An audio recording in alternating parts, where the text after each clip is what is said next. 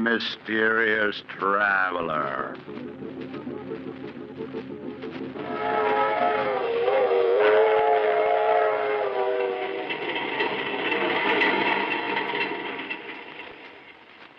This is the mysterious traveler, inviting you to join me on another journey into the realm of the strange and the terrifying. I hope you will enjoy the trip, that it will thrill you a little and chill you a little. So settle back, get a good grip on your nerves, and be comfortable, if you can. Where are we going? Well, we're going to join Charles Foster as he takes an excursion into crime. I call the story The Case of Charles Foster.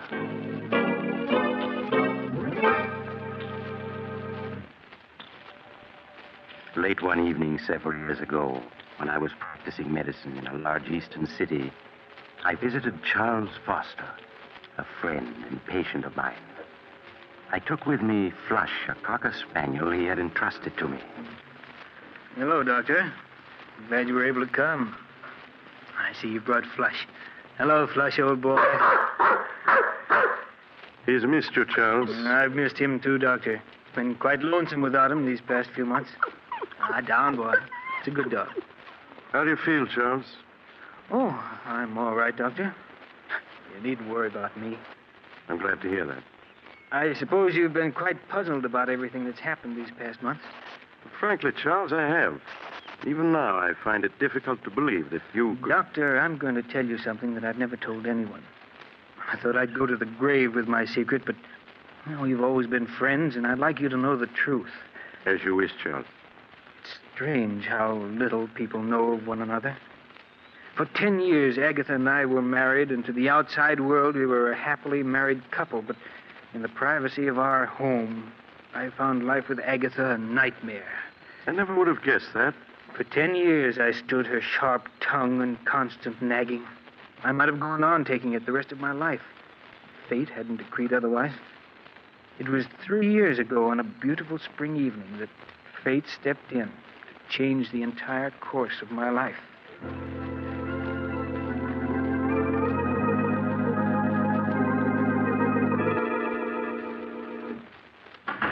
Is that you, Charles? Yes, Agatha? Did you remember to buy me some more of my cough medicine? Yes, here it is.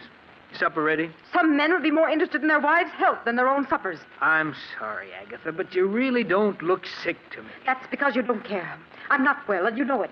I work myself to death day in and day out, keeping this house clean. And little thanks do I get for it. I've told you before, Agatha, if the house is too much for you, hire a maid. And how exactly can we afford a maid on your miserable bookkeeper's salary? Well, if you can't manage it out of my salary, there's always the $50,000 your father left you. That money is mine, and I'm not spending a single cent of it. It's up to you to provide a maid. All right, Agatha. Please, let's not quarrel. Oh, hello, Flush. How are you, old boy? No, you care more about that dog than you do me. You know that isn't true. It is. Sometimes I think the only reason you come home is because of that dirty old dog. Quiet, Get away Flush. from me. All he does is eat and put his filthy paws on my furniture. I want you to get rid of that dog, Charles. Get rid of him. Yes. Buy some poison at the drugstore and dispose of him. You can't stand to see me have anything that makes me happy, can you? Well, I'm not getting rid of him. Charles, this is my house, not yours. And I don't want him here. Come on, Flush. Don't think that by walking away that ends the matter, Charles Foster. You'd better get rid of that dog, do you hear? Glad to get out of the house, eh, old boy? So am I. It's a beautiful evening, isn't it? Come on, boy. We're going to take a long walk.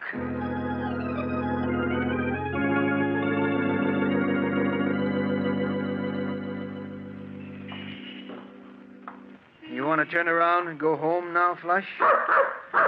No, neither do I. Pardon me, but aren't you Charles? Julia!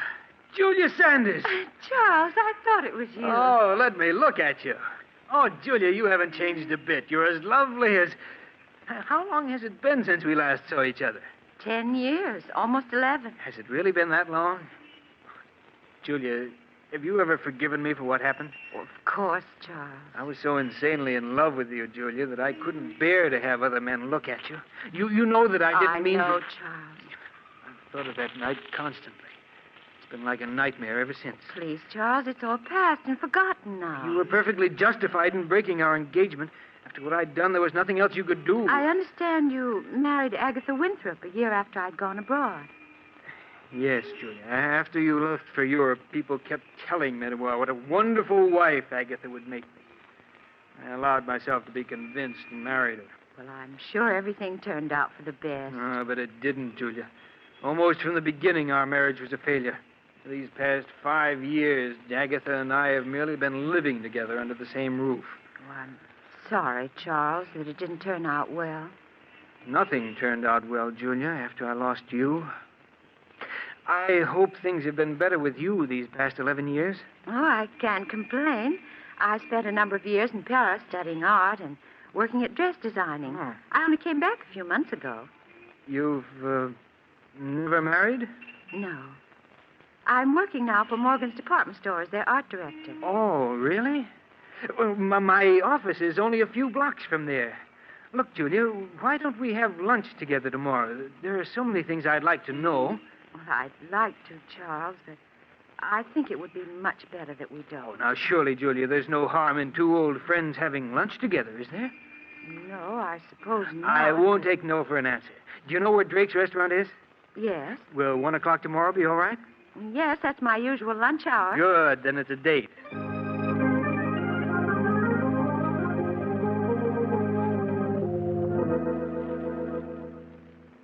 Strange, isn't it, Doctor? The way after 11 years, Julia and I bumped into each other.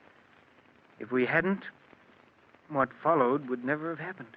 It's such small things as an accidental meeting that often change the course of one's life. Yes, I know that now, but I didn't then. I met Julia for lunch the next day, and soon we were having lunch together every day. And for the first time in years, life began to mean something.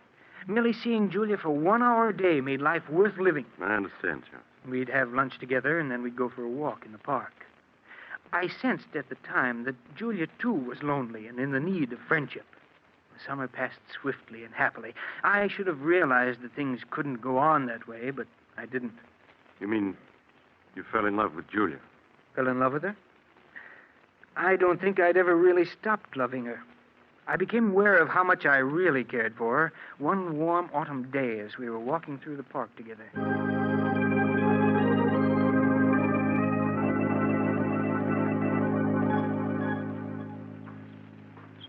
Julia, Yes, Charles? what about going to the theater with me tonight? Oh, I wish you hadn't asked me, Charles, Why? because it means we can't go on seeing each other anymore. But why shouldn't we go on seeing each other? Because you aren't satisfied any longer just to see me at lunch, and it isn't right for us to go out together at night. But surely there's no harm in our going to the theater together. You're married, Charles. That's reason enough. All right, Julia. Forget I ever asked you. But at least we can go on having lunch together, can't we? No, Charles. Oh, but... Can't you see? Things can never be the way they were. We've become dependent upon each other, and we have no right to be. We can't go on seeing each other any longer. It isn't fair to Agatha. But you know that Agatha and I mean nothing to each other. We haven't for years. Nevertheless, she's your wife. Julia, you know I love you. I've always loved you, and I can't do without you. Charles, you're just making it difficult for both of us. Julia, you do love me, don't you? Yes. But can't you see, it's no use. I remember Agatha only too well. She'd never give you a divorce. I know she won't. I've asked her a dozen times in the past 5 years, but she said she'll never give me one. I want to part now, Charles. Right here. Must we? Yes. Goodbye, Charles.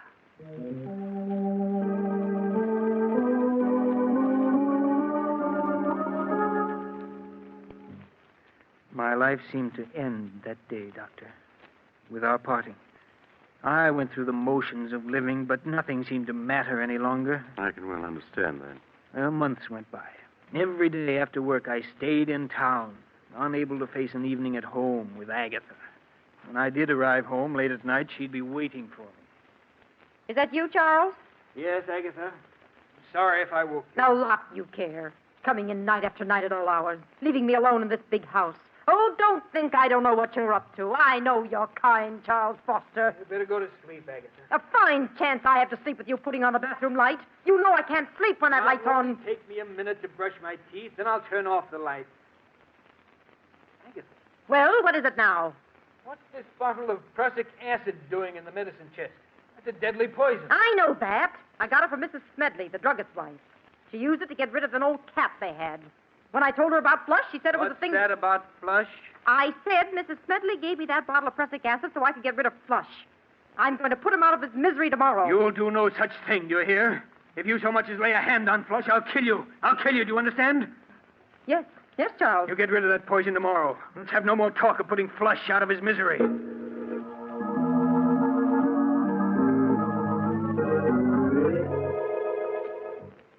I lay awake for hours, Doctor, unable to fall asleep. Julia's breaking off with me and my wife's refusal to give me a divorce. And the prussic acid she meant to poison Flush with had left me all worked up. Then Agatha began coughing. That cough she'd cultivated for years to give people the impression that she was an invalid. Well, after she'd coughed her usual 5 minutes or so, she got out of bed and started for the bathroom where she kept her cough medicine. Oh, drat that chair. Why don't you turn on the light so you can see where you're going? I can see perfectly well where I'm going. Besides, on your salary, we can't afford to waste electricity. I knew there wasn't any use in saying anything more. For years, Agatha had gotten up every night and groped her way to the medicine chest where her cough medicine was. Nothing could make her change her habits. I lay in bed listening as she opened the medicine chest and fumbled in the corner where she always kept the bottle. As I heard her groping for her medicine, I suddenly thought of the bottle that was standing next to it. The bottle of prussic acid. Without thinking, it came to mind. If only she'd take the prussic acid instead of the cough medicine. If she did, I would be free. Free of her constant nagging and whining. Free to see Julia. Then I knew it was useless to hope for such a mistake to happen. Agatha's cough medicine always stood in the same corner of the medicine chest. Even in the dark, she'd never take the bottle of prussic acid. And then it came to me. What if the bottles were to be switched? What if the following night the prussic acid were placed in the customary spot of the cough medicine? Suddenly it was all very clear to me what I was going to do. Agatha? Well? Agatha, I've been thinking over what you said about Flush. What? I suppose you're right. Flush should be disposed of. He certainly should. He's old and he's smelly. It'll be a blessing for him to be put out of his misery. Yes, of course. I'm sorry I shouted at you before, Agatha, but, well, I see now that you're right. When are you going to do it? Oh, we'll wait until Saturday. And none too soon, either. You're sure the prussic acid won't make him suffer? Nonsense. Of course it won't. Mrs. Smedley said nothing works faster than prussic acid. Oh, you told her what it was for. That's fine. Very well, Agatha. Just leave everything to me.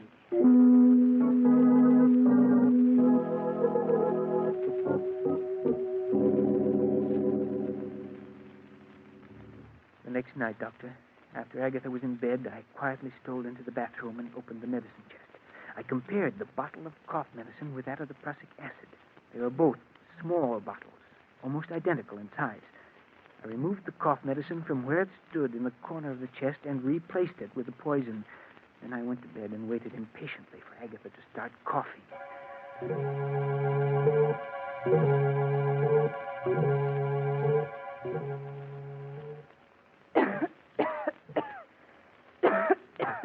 Can I get you a glass of water or something, Agatha? Water won't do any good. What I need is my cough medicine. Oh, that's that chair. Why don't you turn on the light? Because I can see perfectly in the dark. Besides, someone's got to economize on the electricity in this house. I lay there in the darkness, listening to her grumble as she opened the door of the medicine chest. The blood pounded in my ears as I heard her fumbling for the bottle. Would she feel the slight difference in the bottle when she picked it up? Scarcely able to breathe, I waited, listened. Then she fell to the floor. I quickly got out of bed, turned on the lights, and went into the bathroom. She was lying on the floor, quite dead. There was an agonized look on her face. I returned the bottle of cough medicine to its proper place, and then I phoned the police.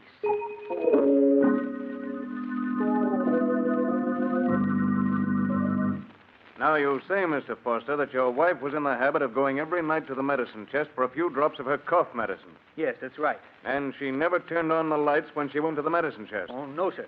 Wasn't that a bit unusual? Well, I always used to tell her to turn on the lights, but she said it was a waste of electricity. I see. And you say your wife, it was her who placed the bottle of prussic acid in the medicine chest next to her cough medicine, eh? Yes, sir. I'd never touched the bottle of prussic acid. You see, it was my wife who procured it, and she... Yes, Mr. Smedley, the druggist, has testified that his wife gave it to your wife. Mr. Foster, are you familiar with the contents of your wife's will dated 10 years ago? Yes, I am. Then you know, of course, that your wife left her entire estate to the Home for the Aged. Home for the aged? Oh, yes. I fought to keep my face expressionless, to prevent him from learning that I hadn't known. All the years we'd been married, Agatha had given me to understand that all her money would go to me. Now I knew that she'd been lying. Her will had been made out in favor of the Home for the Aged for years. I began to feel angry at the way she'd cheated me. But a moment later, I was grateful that she had. Frankly, Mr. Foster, your wife's death occurred under very suspicious circumstances, to say the least. For years, she'd gone to the medicine chest every night without mishap. And yet, on the second night that there was a bottle of prussic acid in the chest, she met her death.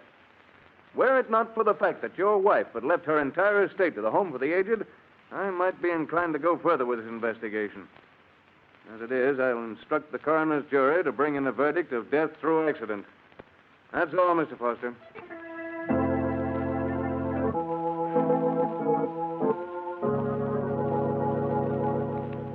I walked out of the district attorney's office a free man. A few days later, I moved out of the house which had been Agatha's and took up quarters elsewhere. 6 long and uneventful months passed. I made no effort to contact Julia for fear that the police might still have their suspicions. And then I could stand it no longer. I called on her. Charles, when I was told you were waiting to see me, I could hardly believe it. I'm so glad to see you again. Thank you, Julia. It's good to see you again, too. Charles, you don't look well at all. These past few months have been something of a strain, Julia, but I'm all right now. I was tempted so many times to get in touch with you. Then I thought perhaps you didn't want to see anyone. I did want to see you, Julia, but I was afraid it wouldn't look right. I understand, Charles. Now, let's not say anything more of the past. Only the present and the future. Julia, do you think we might try to pick up where we left off last autumn? We can try, Charles.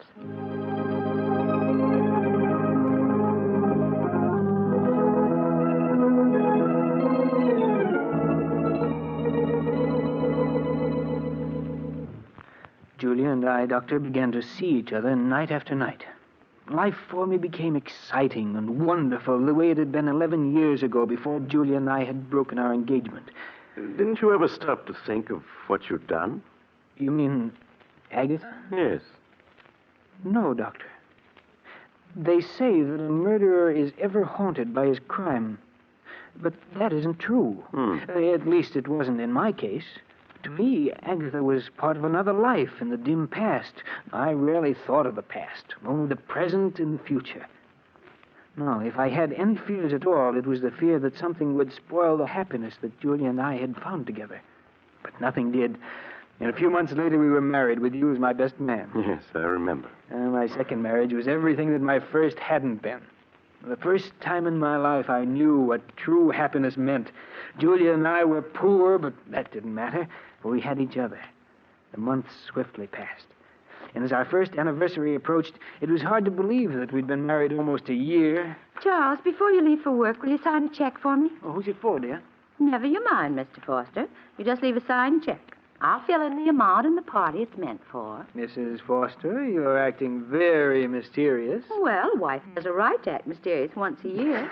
Darling, I suspect you're going to use this check to buy me an anniversary present. Well, whatever you get me, please don't make it neckties. Well, I'll have you know I have very good taste in neckties. I know you do, dear, but I have to wear them. You're an ungrateful wretch. Very well, I won't get you ties. Good, then I'll sign the check for you. And please bear in mind that you can't make this check out for more than $312.50. That's all we have in the bank. Oh, I'll leave you at least the 50 cents. You'd better leave a good deal more. We won't be going up to Lake Ellis. Charles, are we going up to Lake Ellis? Oh, it slipped out. And I meant it as an anniversary surprise. Charles, that's wonderful. When are we going? This Friday afternoon, I've rented a cabin and a small motorboat on Lake Ellis for the weekend. Oh, darling, what an exciting surprise. Charles, you're sure it won't be too expensive? Why, nothing can be too expensive for our first anniversary. Oh, darling, I've never been so happy.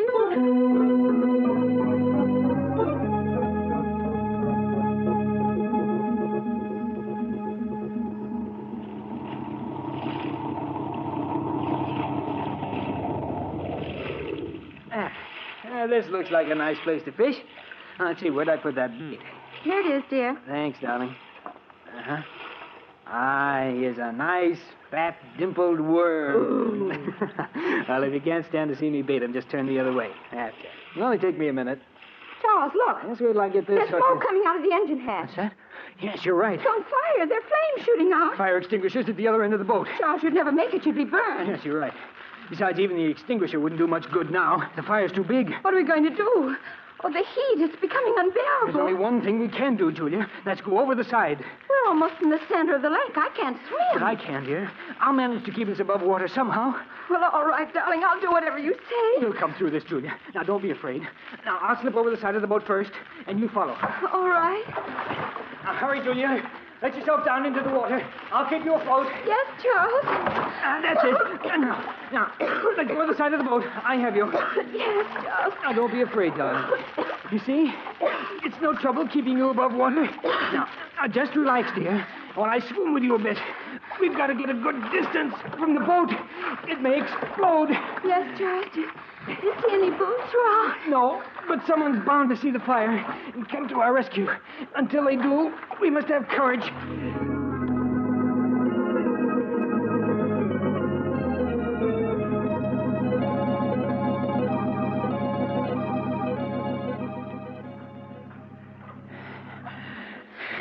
You're tired, aren't you, Charles? No. Now, don't worry, dear. I can keep us afloat for a long time yet. Oh, why doesn't someone come to our rescue? They will. Someone must surely have seen that boat burning. But, Charles, we've been in the water so long. Oh, it just seems long, darling. It can't be more than 10 minutes. 10 minutes? It feels more like... Charles! I've got you, Julia. Just for a moment, you slipped away from me.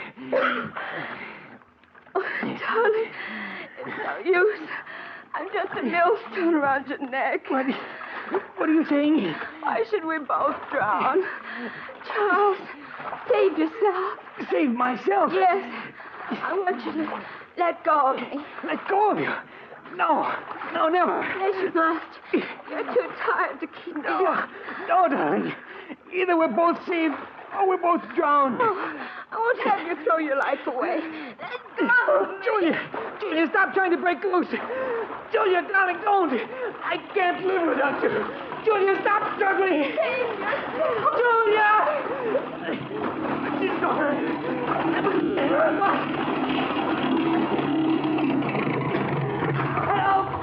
Help, my wife. My wife. Yeah, we saw it all. Hey, Mike, he's passed out. Get him before he goes under. I got him. Here, help me get him aboard, Skipper. All right. Any sign of his wife? She's gone, Skipper. Yeah, too bad. Well, if it's the last thing I do, I aim to see justice done to this fella. She never had a chance. You see him shove her under? It was murder, that's what it was.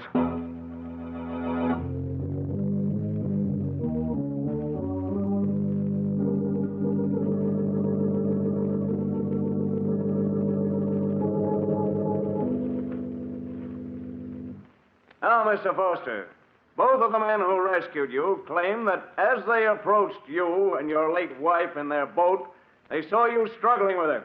You admit this? Yes, but I tell you, I was trying to save her, not drown her. No, you were trying to save her. But both the witnesses testify they saw you push her head under. They're wrong. I wasn't pushing her under. I was trying to bring her to the surface. You must believe me. Oh, Mr. Foster. You maintain that you were rescuing your wife, not drowning her. Yes. Is it true, Mr. Foster, that you were engaged to your wife 11 years ago and that she broke the engagement? Yes. That's true. Would you mind telling the jury why she broke the engagement? We had a misunderstanding. A misunderstanding. Do you call shooting the woman you're engaged to just a misunderstanding? No. You must let me explain. It's true that 11 years ago I did shoot Julia, but I've been drinking. I didn't know what I was Mr. Foster, you do admit shooting and wounding her. Yes. Have you ever seen this before? Why, yes. That's the insurance policy I took out for Julia and myself. Exactly. And when was this policy taken out? Well, about a month ago. June 15th, to be exact. And what's the value of this policy, Mr. Foster? Well, if either my wife or myself died, it provided $10,000 for the survivor. Yes, Mr. Foster.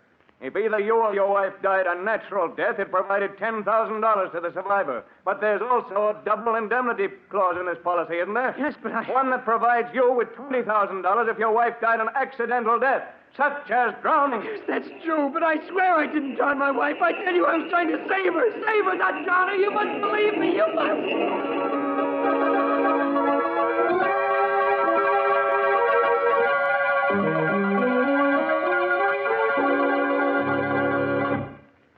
And that, Doctor, is exactly the way everything happened.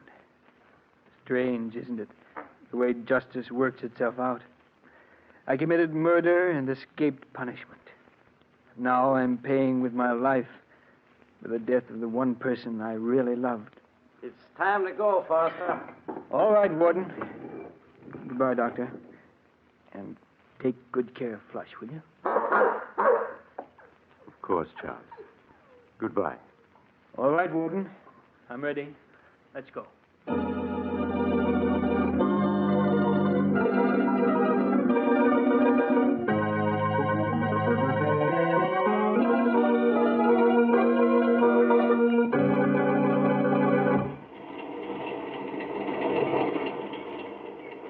This is the mysterious traveler again.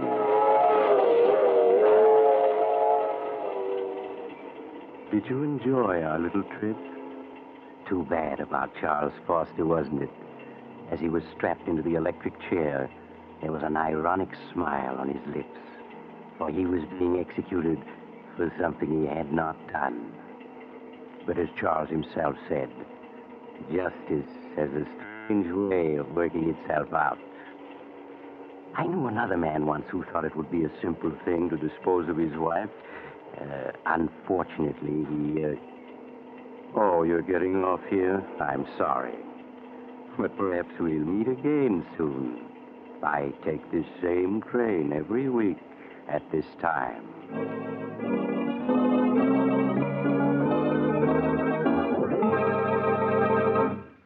You have just heard Chapter 64 of The Mysterious Traveler, a series of dramas of the strange and the terrifying. In tonight's story, the case of Charles Foster, Humphrey Davis played Charles Foster, Nancy Sheridan played Julia, and Joan Shea played Agatha. The Mysterious Traveler is written by Bob Arthur and David Cogan, and original music is played by Henry Silverne. The entire production is under the direction of Jock McGregor.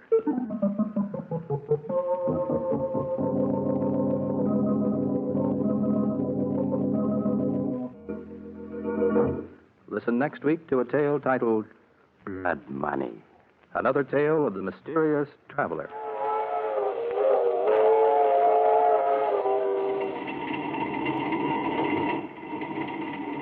The Mysterious Traveler is presented by WOR Mutual from the WOR studios in New York. This is Mutual.